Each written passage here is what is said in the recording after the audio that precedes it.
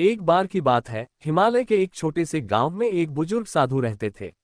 उनका नाम स्वामी पूर्णानंद था। गांव के लोग उन्हें बड़े सम्मान से देखते थे क्योंकि वे जीवन के गहरे रहस्यों को सरल शब्दों में समझा देते थे। स्वामी जी अक्सर कहा करते थे, हर आदमी पूर्ण है, उसे बस अपनी पूर्णता को पहचानना है। गांव के लोग ये सुनते तो थे, लेकिन उन्हें समझ नहीं आता था कि स्वामी जी का मतलब क्या है। एक दिन गांव के एक युवक राज स्वामी जी के पास आया। राज एक साधारण किसान था, लेकिन वह हमेशा अपने जीवन से असंतुष्ट रहता था। वह सोचता था कि वह दूसरों की तरह बुद्धिमान, सफल या खास क्यों नहीं है।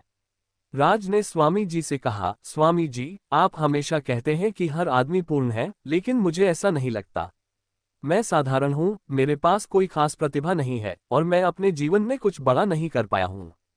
मुझे अपनी असफलताओं से नफरत है। क्या आप मुझे ये समझा सकते हैं कि मैं कैसे पूर्ण हूँ? स्वामी जी मुस्कुराए और बोले, बेटा, मैं तुम्हें यह नहीं समझा सकता, लेकिन मैं तुम्हें इसका अनुभव करा सकता हूँ। इसके लिए तुम्हें मेरे साथ 3 दिन तक रहना होगा। क्या तुम तैयार हो? राज ने तुरंत हामी भरी। अगले दिन स्वामी जी ने राज को गांव के विभिन्न लोगों से मिलने के लिए भेजा। उन्होंने राज से कहा, हर व्यक्ति से बात करो और उनकी जीवन कहानी सुनो।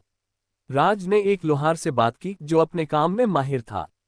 उसने बताया कि कैसे वह छोटे छोटे औजार बनाकर अपनी रोजी रोटी चलाता है। फिर राज ने एक बुजुर्ग महिला से बात की जिसने अपने बच्चों को अकेले पाला था। उसने कहा, मैंने अपनी मुश्किलों को गले लगाया और अपनी ताकत पाई। दिन के अंत में राज स्वामी जी के पास लौटा और कहा, स्वामी जी, मैंने देखा कि हर व्यक्ति अपनी जगह पर अनोखा और महत्वपूर्ण है, लेकिन मैं अभी भी यह नहीं समझ पा रहा कि मैं कैसे पूर्ण हूँ। स्वामी जी मुस्कुराए और बोले, ये पहला कदम है बेटा। जब तुम दूसरों की कहानियों को समझते हो तो तुम्हें यह महसूस होता है कि हर किसी में कोई न कोई खूबी है। अब तुम्हें अपनी खूबी ढूंढनी होगी। दूसरे दिन स्वामी जी ने राज को जंगल में अकेले भेजा। उन्होंने कहा, तुम्हें दिन भर प्रकृति को देखना है और समझना है कि हर चीज अपने आप में पूर्ण है। राज ने देखा कि कैसे नदी बिना रुके बहती है, कैसे पेड़ बिना किसी शिकायत के छाया देते हैं और कैसे पक्षी बिना किसी चिंता के गाते हैं। उसने महसूस किया कि प्रकृति में हर चीज अपने उद्देश्य को पूरा कर रही है। शाम को जब राज वापस आया तो उसने कहा, स्वामी जी, मैंने देखा कि हर चीज अपने आप में अद्भुत और पूर्ण है, लेकिन मुझे अभी भी यह नहीं समझ आ रहा कि मैं कैसे पूर्ण हूँ। स्वामी जी ने कहा, बेटा, जब तुम प्रकृति को देख रहे थे तो क्या तुमने महसूस किया कि तुम भी उसी प्रकृति का हिस्सा हो?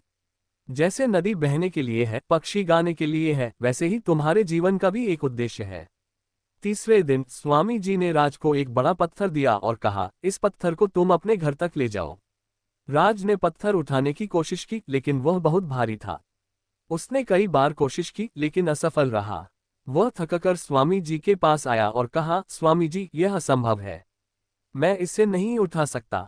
स्वामी जी ने कहा, राज, तुम्हें इसे उठाने की जरूरत नहीं है, बस इसे थोड़ी थोड़ी दूरी तक घसीटते हुए ले जाओ।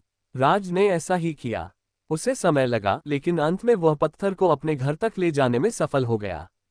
जब वह स्वामी जी के पास लौटा तो उसने कहा, स्वामी जी, मैंने सोचा था कि यह असंभव है, लेकिन मैंने इसे कर दिखाया। स्वामी जी ने मुस्कुराते हुए कहा, यही जीवन का रहस्य है बेटा। तुम हर चीज तुरंत नहीं कर सकते, लेकिन लगातार प्रयास से कुछ भी संभव है। तुम्हारे अंदर वह ताकत है जो किसी भी असंभव को संभव बना सकती है। यही तुम्हारी पूर्णता है। राज को अब स्वामी जी की बात समझ आ गई थी। उसने महसूस किया कि पूर्णता का मतलब परिपूर्ण होना नहीं, बल्कि अपने आप को स्वीकार करना, अपने उद्देश्य को पहचानना और अपने प्रयासों पर विश्वास करना है। उस दिन से राज ने अपनी दृष्टि बदल ली। उसने अपने काम और जीवन को पूरे आत्मविश्वास के साथ अपनाया। उसने जाना कि हर आदमी अपने आप में अनोखा और पूर्ण है, और यही जीवन की सबसे बड़ी सच्चाई है। हर व्यक्ति अपने अंदर पूर्णता का खजाना लिए हुए है। इसे पहचानने के लिए हमें अपनी खूबियों को समझना, अपने प्रयासों पर विश्वास करना और अपने जीवन को स्वीकार करना सीखना होगा।